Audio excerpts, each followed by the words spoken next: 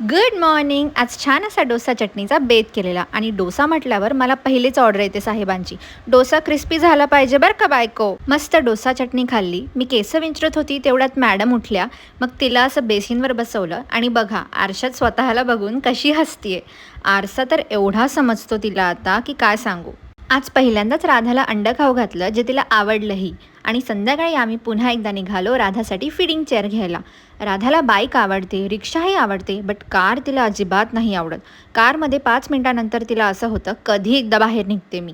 आधी युगच्या ऑफिसला गेलो आणि मग तिथून पुढे जाणार होतो. आणि ऑफिसमध्ये आमच्या मॅडमने एवढा दंगा घातलेला ना, पप्पाकडे गेल्यावर तिला अशी मस्ती सुचते, नुसती आरडाओरड चाललेली, मग ते कुठेही असू दे. युगची मीटिंग आवरल्यावर फायनली आम्ही पोचलो शॉपमध्ये आणि तिथे गेल्यावर फीडिंग चेअर बघायचं सोडून आम्ही बाकी नवीन नवीन टॉयज बघत बसलो. आणि अचानक युगमधलं लहान बाळ जागी झालं आणि त्याला ही कार इतकी आवडली की त्याचं म्हणणं होतं की ही कार घ्यायचीच आहे राधाला. आणि राधालाही मज्जा वाटत होती त्यात बसायला. असो, मी नाही म्हटली आणि फायनली फीडिंग चेअर घेतली आणि पेटपूजा करायला गेलो. आम्ही गेलो कोलंबो स्ट्रीट फूड कॉर्नरला. तिथे संडे होता म्हणून चिकन तंगडीवर ताव मारला. मग बिर्याणीही खाल्ली जी अगदी चविष्ट होती. आणि तिथे सुद्धा राधाने पूर्ण हॉटेल गाजवलं.